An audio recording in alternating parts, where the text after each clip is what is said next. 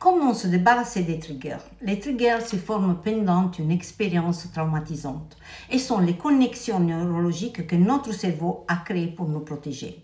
Mais lorsque ces connexions ne sont plus utiles, on peut apprendre à notre cerveau et à notre corps que ce risque n'est plus réel. Si tu souhaites en savoir plus à ce sujet, je t'invite à regarder la vidéo juste précédente où je parle spécifiquement des traumas et des triggers. Les trois principales stratégies utilisées dans un cadre d'un soutien professionnel sont la reconnaissance consciente du trigger, le recalibrage du corps et l'exposition guidée en toute sécurité.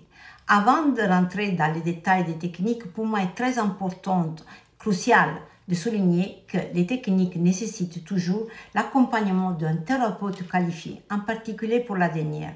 Le travail sur les traumas est délicat et doit être effectué toujours dans un environnement thérapeutique sûr. Mais maintenant, on parle des techniques.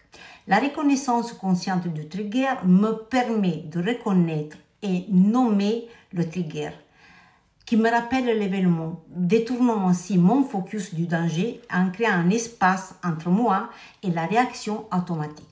La deuxième technique est celle du recalibrage du corps. Le traumatisme vit dans le corps avant de vivre dans l'esprit. Et si le corps est activé, il faut lui apprendre à rester calme. Comment? Avec des exercices de respiration, grounding ou enracinement, cette technique m'aide en impliquant les sens à revenir au moment présent, en créant un ancrage avec la réalité présente. L'exercice de l'orientation dans l'espace m'aide à prendre conscience de l'environnement, regarder autour de moi, reconnaître l'endroit où je me trouve, sentir le soutien de la chaise ou du sol. L'exercice du contact conscient, toucher intentionnellement moi-même ou des objets, la main sur le cœur, toucher un objet qui me réconforte. Le toucher m'aide à réguler mon système nerveux et à lui apprendre qu'on peut vivre cette expérience sans se déstabiliser. La troisième technique, l'exposition guidée en toute sécurité, je te rapproche à ce que tu crains, mais sans te laisser toute seule. Ensemble, on observe l'événement à partir d'un endroit sûr, protégé et présente. Le souvenir n'est pas effacé, mais l'expérience émotionnelle associée est réécrite. L'expérience est transformée, elle devient un souvenir et non plus une menace. Le corps cesse de réagir automatiquement. Ce travail nous permet de cesser de nous culpabiliser pour nos réactions et de commencer à les observer avec curiosité et compassion.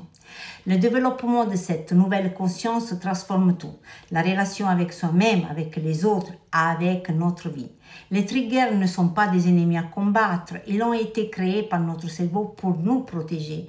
Ce n'est qu'en apprenant à les écouter sans les juger qu'on peut découvrir que derrière chaque réaction se cache juste une partie de nous qui demande rien d'autre d'être comprise et acceptée. Le chemin de la guérison n'est pas linéaire, mais chaque moment de prise de conscience compte. Chaque fois que tu décides de t'arrêter, de respirer et d'observer au lieu de réagir automatiquement, tu es déjà en train de guérir. Sois patiente avec toi-même, sois gentil avec toi-même. La transformation se fait pas après